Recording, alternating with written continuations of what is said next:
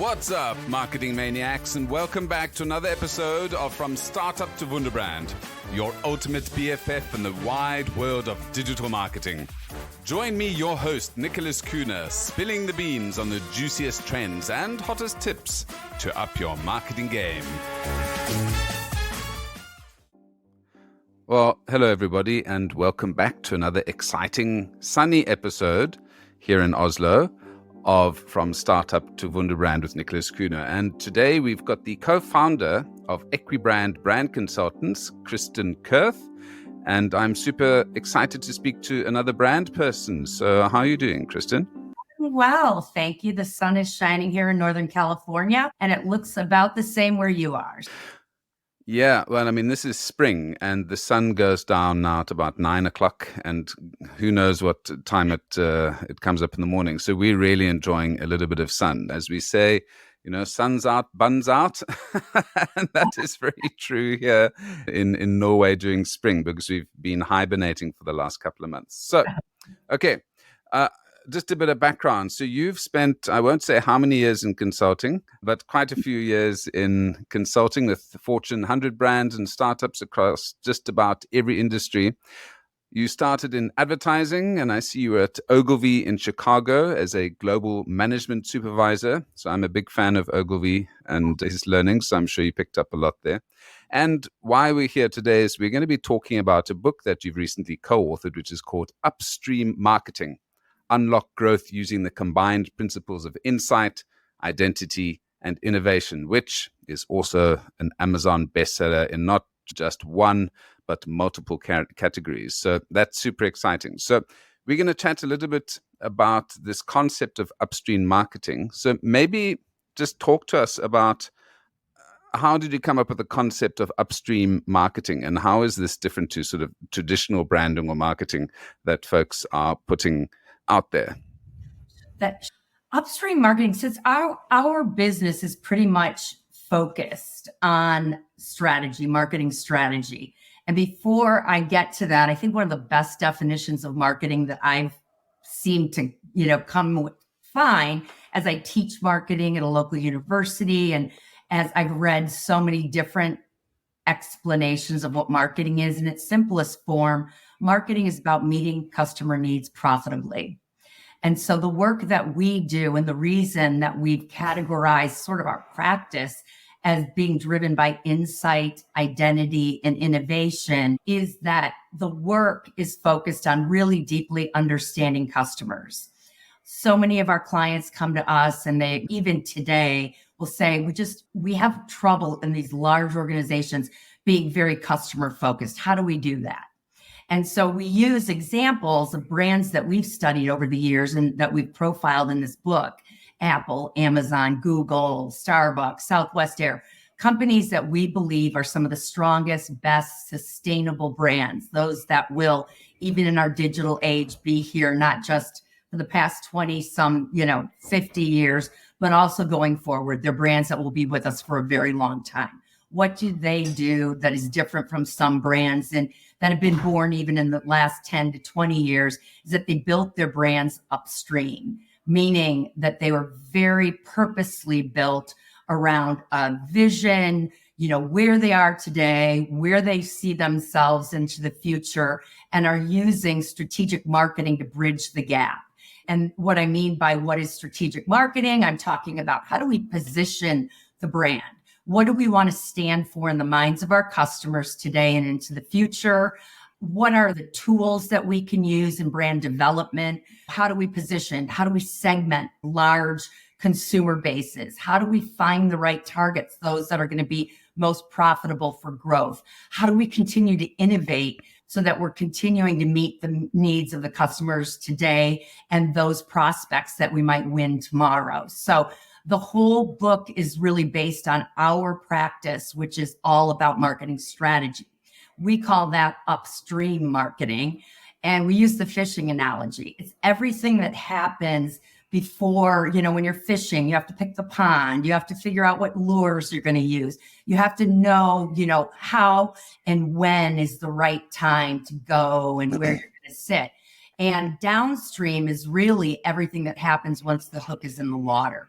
So downstream marketing are the activation activities of, using digital marketing, how to find customers, where to find them, when to engage with them, how to have a conversation with them that deepens a relationship.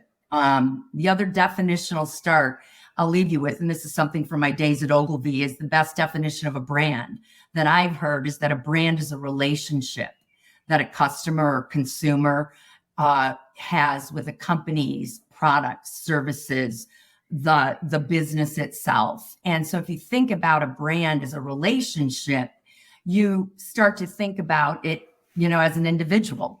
What do we want to be? What do we want to stand for when we show up for these customers?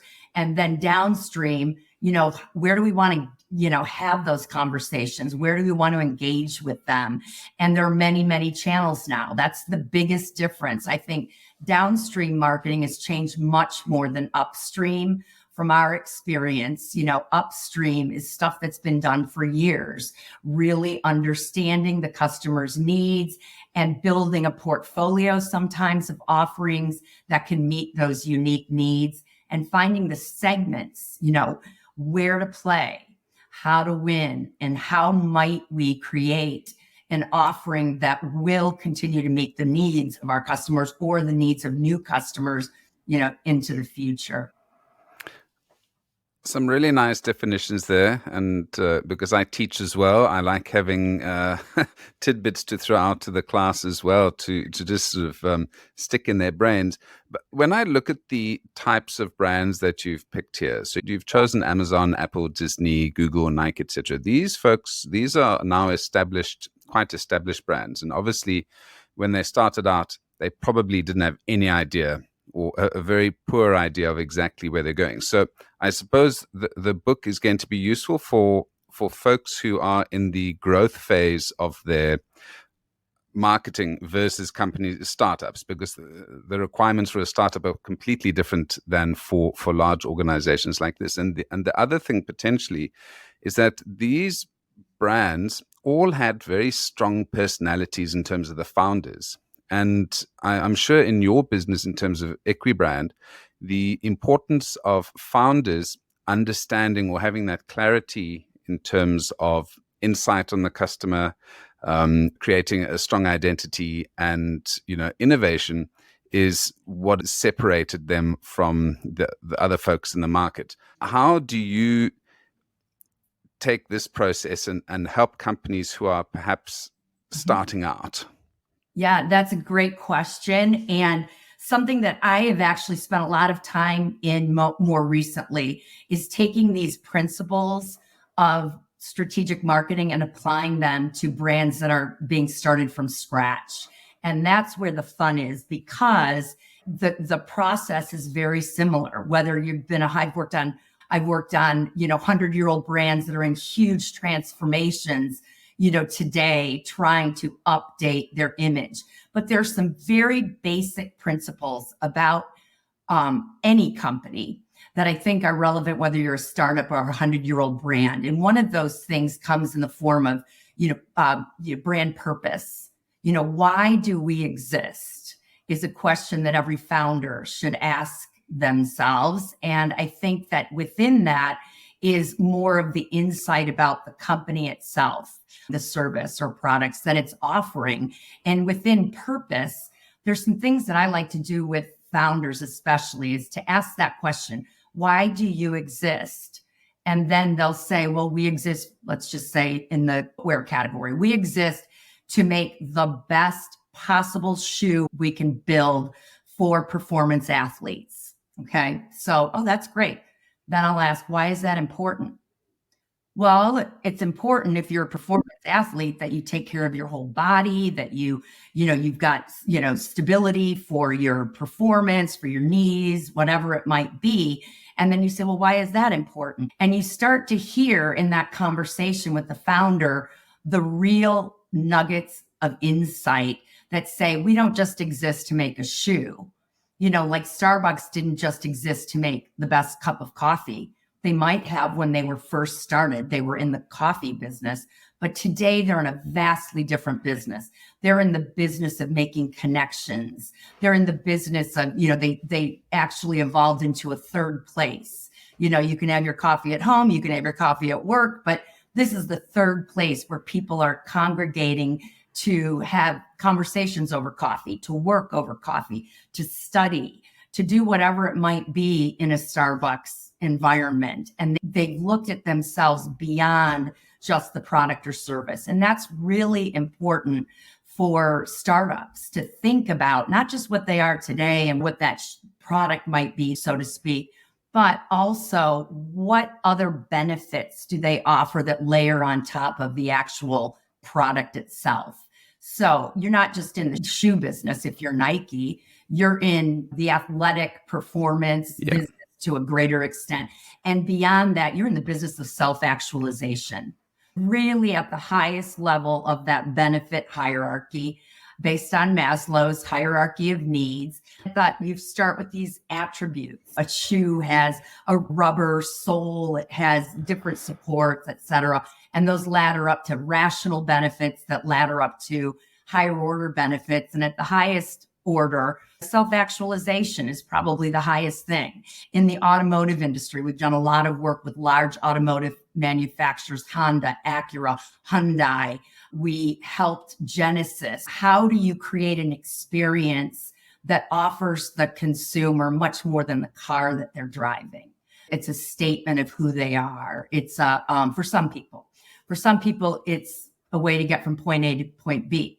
So you see there are different customers in that landscape, and we're trying to find the segments in which the offerings of a company can align with those segments. That is true whether you're a startup or a very developed brand. So thinking about your customer landscape, how you might segment the market, and oftentimes this is done hypothetically, a bunch of people in the room, but we do this with very, very in-depth surveys of 200 questions that we write to get at the attitudes within the mind of a consumer as it relates to the car category or the footwear category, whatever category you might be competing in. So you've made a couple of really fun points there. I love questionnaires, and it's amazing what insights you can get from customers who've never really been asked these kind of questions before. So, and just take it away from the end consumer, but the actual business, we go through, a whole bunch of brand questions as well. And it's the first time I think, what does my brand sound like, feel like, taste like, these kind of questions. But you brought up an interesting point about self-actualization. And this is where there's no one right way to create or build a brand, because in some senses, in the past, the self-actualization is, like you said, at the last step of Maslow's hierarchy, where we want to change the world, be better, etc.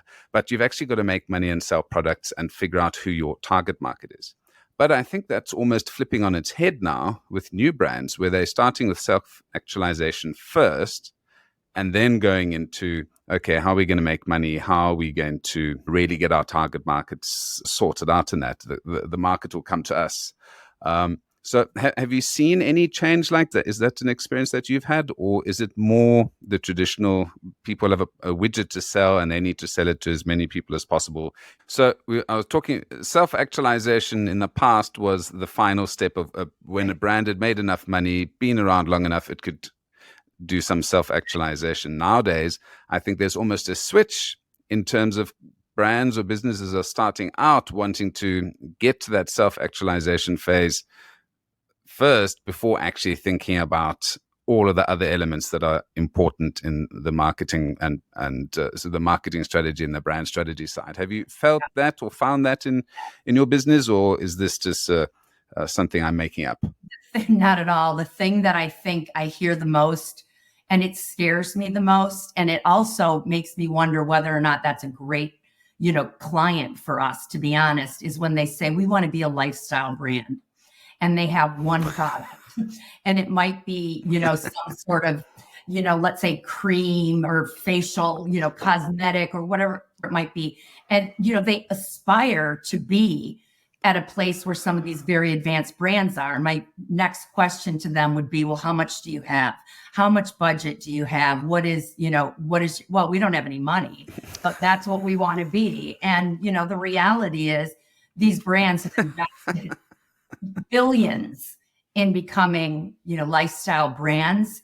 So what we like to do is at the beginning is really start with the discipline of understanding and, really deeply analyzing the customer, understanding the customer landscape, understanding that there are very different attitudes within a customer set. And when you're just starting to sell, you've got data on, who bought.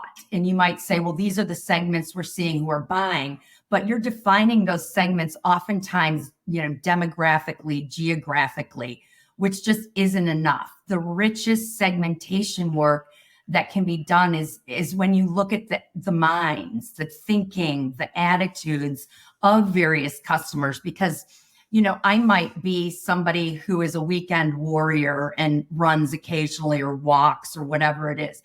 I'm still within that consumption market of a brand like Nike or Adidas or whatever it might be. But how I view the category of footwear might be the same as some 80-year-old man who runs, 10 marathons a year still. So when you define, if you see like somebody who is a performance athlete at 23 might have similar attitudes to a performance athlete in his later years, and those might be worth a segment to go after because they're always going to be buying new shoes, the latest, the greatest technology. They're both vested in the brand for the same reason. We want to find those clusters of customers who group together based on their attitudes. And that's more of a looking through the windshield versus the rear view mirror in a way. Our data tells us what happened in the past. Our vision shows us what's going to happen in the future, and finding and having those insights about what the customer landscape really looks like is so important. And it's proprietary knowledge that can be the difference between winning and losing. If you've seen brands that they're automotive brands, the funky car from Honda that was boxy, and they wanted to position it for younger consumers who thought that was really cool. Well, they missed the mark because older people were buying this car, and it was for different functionality, a different reason. And if they had looked at the business through the eyes of their customer, and when I talk about the customer, I'm talking about the center of the bullseye. That's another question a founder should ask is, who are we building this brand for? What is the way that particular target thinks? The example we use a lot is Nike and Gatorade. If you really look at who they build those brands for, those are for really elite athletes. Nike tests everything with performance athletes. The center of their bullseye is to meet the needs of the customer who sets the highest hurdle. So a performance athlete would be the center of their bullseye. But where will the sales come from? They'll come from everywhere. But this is kind of something that people struggle with. Well, if you're only targeting a very small number, if you're looking at such a small group, how are you going to win in the greater marketplace? You win because you're building an aspirational brand for a type of customer who really does live the lifestyle of a performance athlete. And other people will want to come to that party. You're going to get your consumption market from a much broader base of customers, but you have to be very focused when you go out and understand and commit to who that center of the bullseye is. That's just one example of, marketing strategy and how we can learn from the biggest and best brands, because that's how they started. They started, developing a shoe on I love the story of Nike that Phil Knight hired somebody for like $60 to develop the Nike swoosh, and look at what, that little investment has brought to the entire category, and to popular culture. Think about the impact that little swoosh had, but it's because, they really knew who their customers were and who they were building their original products for. You get into an interesting point about the $60 logo, because that obviously annoyed a lot of people. This logo or this brand is worth so much money. How could they owe that designer tons and tons of money? But what I always sort of tell folks is that they could have used a banana. It doesn't matter. I mean, it's, as you said, a brand is a relationship and it's built over time. And the company has spent money on multiple fronts, billions of dollars, hundreds of millions, billions of dollars, marketing and building that logo. It could have been anything. And that's when people get too fixated on the logo and the colors, etc. They sort of miss the fact that brands like these typically take 10 years to really build a bit of track record. And this ties into your point about data. The reason companies that can last over that 5-10 year mark is that they've got data on the customers, what they buy, what they don't buy, mistakes that they've made. And a lot of this is data driven. And now that we're in this very big data driven economy, companies who have lots of legacy data or lots of data are going to be the ones at the top of the tree. But it does open up the opportunity for smaller companies to access all of this amazing data that's out there and sort of leapfrog these traditional brands. But I feel that we are necessarily going to get these enormous brands like Nike, Coca-Cola, Disney, etc., popping up out of nowhere that much in the future, because the market has only enough space for a certain number of sort of royalty brands. We're just going to be seeing smaller brands to look after one segment of the population and then sort of disappear after when that target market moves on. Because what I found through my experience now is that in the past we could use living standard measures, and we did a lot of work with Unilever, and we could understand customers really well. But customers and customer mindsets, the psychographics and demographics, etc., are changing so quickly now that all of this data is out of date the minute it's in print, basically. So how this comes perhaps into your innovation, Yes. Well, it touches both onto your insight and innovation side. I mean, constant innovation, how much is too much, how much is too little? Maybe talk to us about the create, test, and learn strategy process that you've written about. Again, and perfect for the land of startups where, I mean, the internet has democratized the ability to access customers. And that's exactly, your point is so well taken, because you can be a tiny maker of whatever it is and present yourself in a way that you look like a Fortune 500 brand. So it's, I think about the relationship. Let's say you're meeting new people. You're going to go for the first time and you're going to launch this brand, and how it shows up. Again, startups can, if they are managed properly, find a really great designer who came from an Ogilvy or another Landor or whatever big identity firm and make their appearance look like it's a great brand. And we've seen a lot of examples of this. I'll use this one. I taught this case in a recent business school class about the Casper mattress brand. That was an amazing introduction to, a mattress in a box. They figured out a way to so uniquely change the way that people viewed the bed in which they sleep. They made it possible to not spend, $10,000 on a mattress. And they found a way to package it in a way that was so unique and so different and very exciting. And by the way, it wasn't breaking the bank at its, early stages. So you could buy one. You were okay if you made a mistake. If you were an early adopter and it didn't work out, it wasn't like you were losing, a huge investment. And they presented like a big brand. They started getting a following. They got great investors. But from this case that I was recently teaching, they've never been profitable. So, what happened? And people ask the question. I don't know the exact answers, but I would venture to guess that they got a lot of investment. They built a team very quickly. They kept, in order to scale that original startup, it took a lot of money to operationally get this brand out into the marketplace. Well, what was happening while that was taking a lot of that early investment was being used to set up this company and hire a bunch of people, et cetera. The relevance was there, there was high relevance, but differentiation became very difficult. People were starting to see, well, these cost about the same, this one's a little less. Oh, but this one has 25,000 reviews and they're all, 4.5 to 5 stars.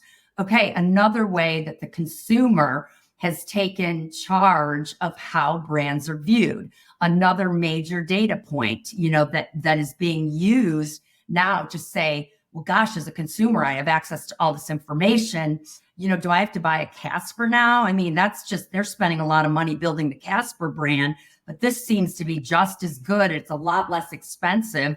Do I really care? Nobody's going to see the mattress I sleep on, and I think that that's something that, that challenge, and having all of these brands popping up that may be here today, they may be gone tomorrow, to continually invest, to develop relationships that are that loyal among the users of a brand. It's very difficult to do for a continued period of time.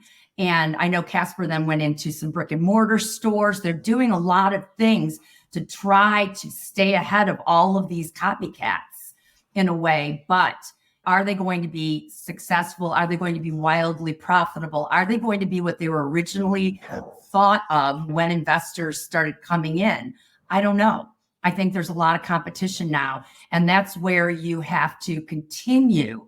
Innovation is about continuing to adjust your relevance and differentiation, which is what positioning is. The goal of positioning is to be as relevant as you possibly can and as different. I'm doing that little graph chart, and you want to be out here where you're, highly relevant, highly different. And that's the constant battle for brands. Are we still relevant? And that's where a lot of this data comes in. Are we relevant? Well, you've got to ask different questions when you're looking at relevance than you would, just tracking your sales and you're doing well. You need to unfollow that. That's why I love qualitative. What are the whys? Why are well in a certain market? What's going on there changing? How are consumers becoming more accepting of these, I call them the land of brands that are hard to pronounce. They're like these wacky names of all of these different products. But, I just bought a little sun shirt from some no-name brand on Amazon, super high ratings. It was fairly inexpensive, but, Nike, I could have gone to another manufacturer, brand name manufacturer, but I bought this shirt to wear underneath another. Do I really care? And that's where people start to ask the question, do brands matter? Do brands matter? Yes, they matter. It depends on the category. It depends on the time. It depends on the culture at the time. And it really, depends on whether or not a company has the best relationships they can possibly have with their customers. And that requires insight. It requires an identity that says, yes, I want to be associated with that. And it requires constant innovation. So creating, testing, and learning is about offering different products or services that can go along with that original offering, finding ways to stay relevant and different. And that is a constant challenge, I think, for any brand launching today. I'm going to have an entire episode on exactly what you mentioned there. Do brands matter? And, I've been in the brand space for years and years, and more my mindset is, it depends. And that's a tough thing to say, especially as a brand person, because, we've been brought up, brands that make the world go round. But like you said, that sunshine, you probably don't remember what the company was or the brand is, and you probably never buy it again. It was just good price, fitted what you're looking for that day, and it has no meaning. There are no other touch points that you're going to engage with that ever again. And, if we want to look at a summary of what a brand is a promise, basically, of some sort of delivery or a certain type of performance.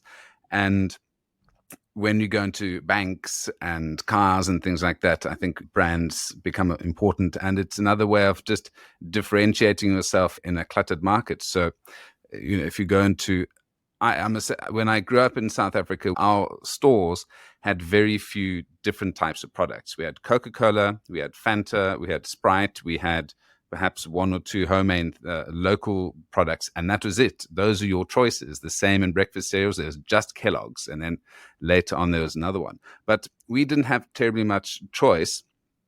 And now that there's much more choice, we're still defaulting to the brands that we know because we know exactly what to expect. And we also have some recourse if there's something wrong with the product. And I think that's where brands are important. You've got some recourse if something goes wrong or doesn't deliver on what it promises. And especially in emerging markets, that promise that it's going to deliver what it says is super important. So yeah, that brand question is a very fun one. And you could probably talk about that for a long time. Oh, I love that. Well, think about the price premium.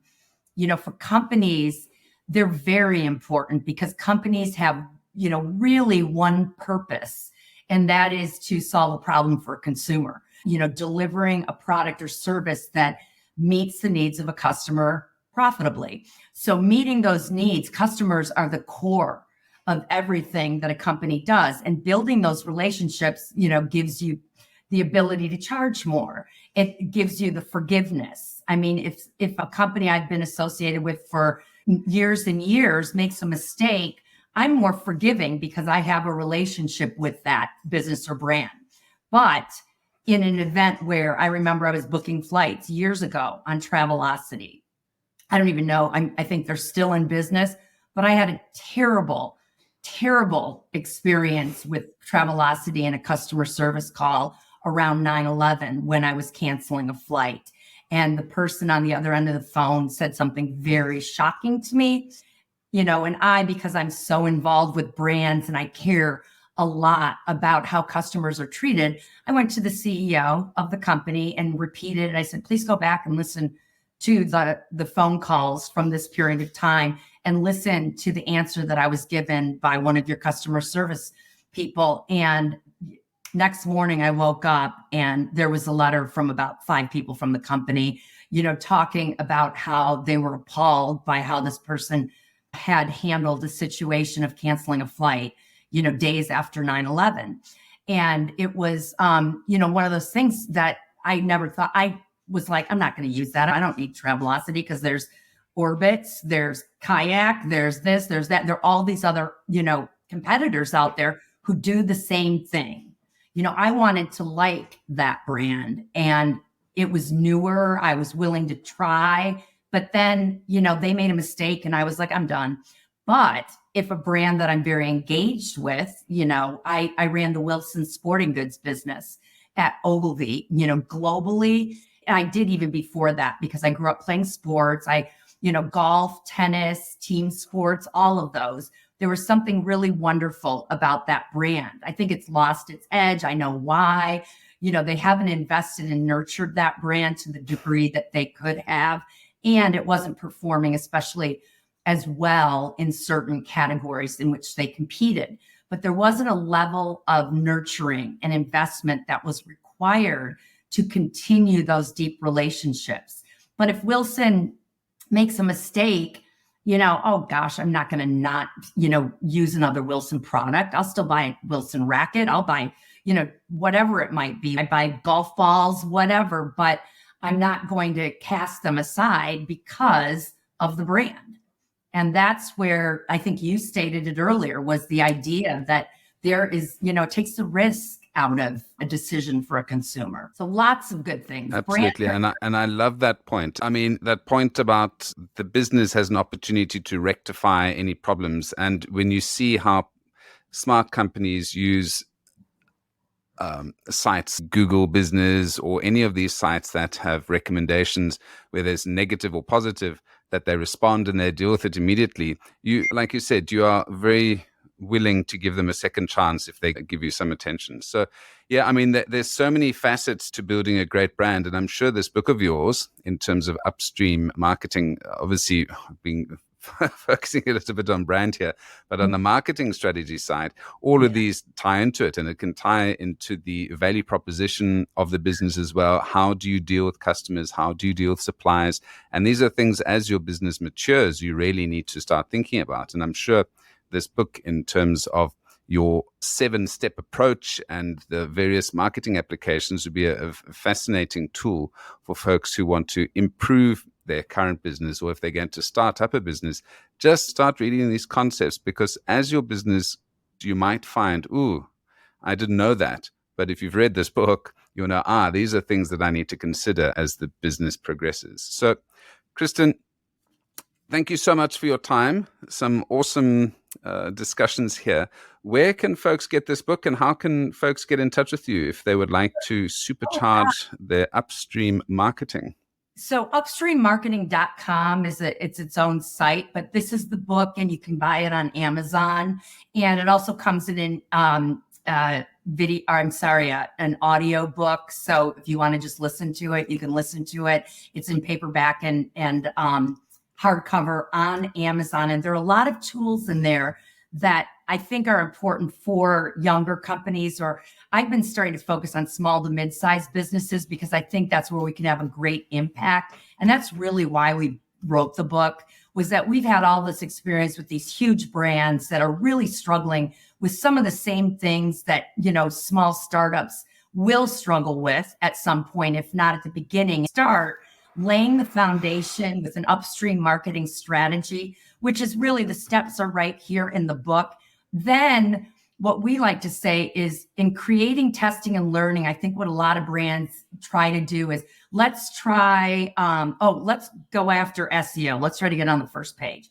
Let's try email marketing. That's creating and testing and learning. You've got to do that downstream, but don't spend a penny, is our advice to those young brands, until you've built your upstream marketing strategy. Because if you do this, you will be focused on the right customers.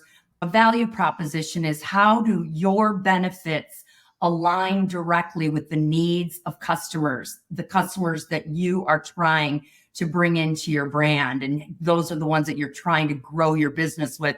How do those benefits align? And then how do you operationalize those?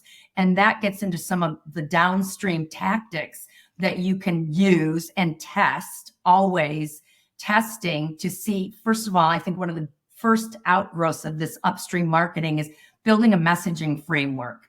A lot of companies just are out there saying all of these different things, hoping that something will strike a chord with someone. And there are brands that got really lucky.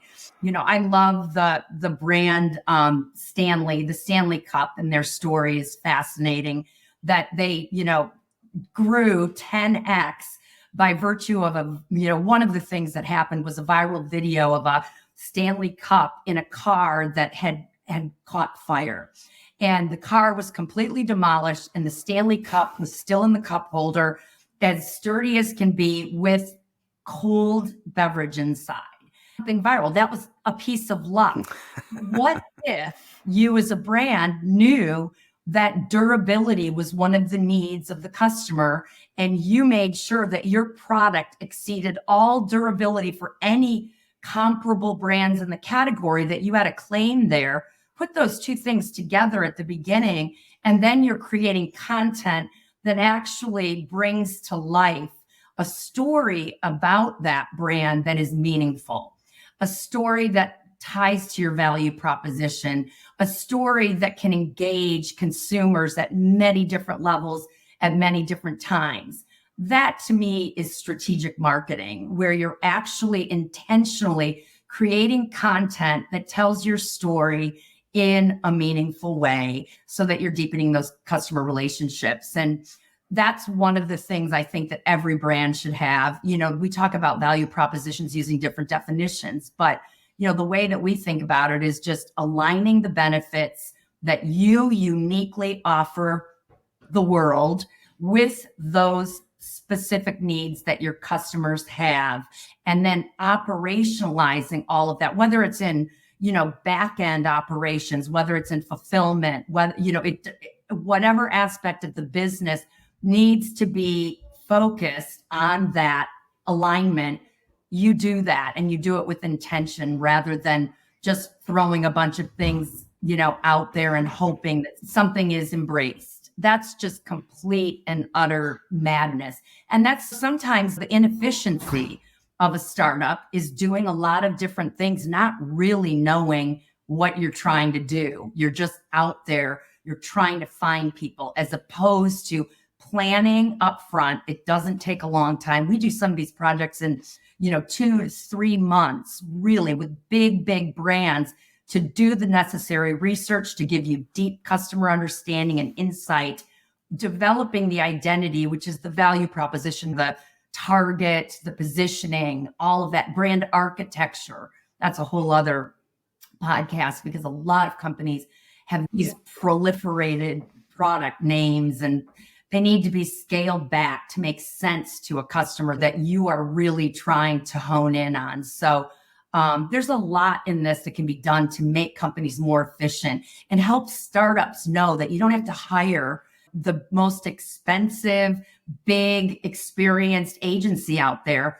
but you can spend little bits of money finding great designers or great digital marketing partners who can get you to where you need to show the results that you need, the profitability really that you need before you start to scale. And, hoping that we can make that process a little bit more intentional, so that brands don't, that these early brands don't, fall down before they've had a chance to share their story with the world. So that was one of the reasons that we actually wrote the book. Well, if I re-look at the structure of the book, having worked through all of these processes myself, I think that if anyone is going to go into marketing, looking at strategic marketing, so say they haven't necessarily done a degree or educated themselves in that way, this book is going to be a fantastic primer in terms of what to do, because marketing isn't brain surgery. There is a process to it, and it's a very repeatable process. And I think if they take this process, insight, identity, innovation, and then actually execute it, they've done the basics right. And I think this book covers all of that. And yeah, so if you are struggling in your business, you coming from a industry coming from a career that isn't in marketing, and you really want to know the ins and outs of marketing from using some of Kristin's experience, I can tell you that the structure of this book is perfect. It will give you what you need, and hopefully doesn't put you out of business, Kristin, because it covers quite a lot. Right. Plenty of work out there, plenty of work, and plenty of companies at different stages too. It's a book about growth, how to grow. Yeah. Obviously, early growth is different from late stage or later stage. Correct. But again, I love that you say there is a process, and it's very repeatable. So we're hoping that people get what they need, just to set them off on the right path from the start. Absolutely. Kristin, thank you so much for your time. I will stick the details of where folks can get the book and where they can get in touch with you and your business if they want to rocket their growth. And thank you so much for your time, and I hope you have a marvelous weekend. All right. You as well. Thanks, Nicholas. Take care. Now, before we wrap up, don't forget to show some love for From Startup to Wunderbrand by subscribing on your favorite podcast platform. If you'd like to help us grow, tell your friends, share on social media, and leave us a review. For those of you who want to dive a little bit deeper into the topic, join me on Twitter @Kuhne. Let's connect and chat about all things branding and digital. Until next time.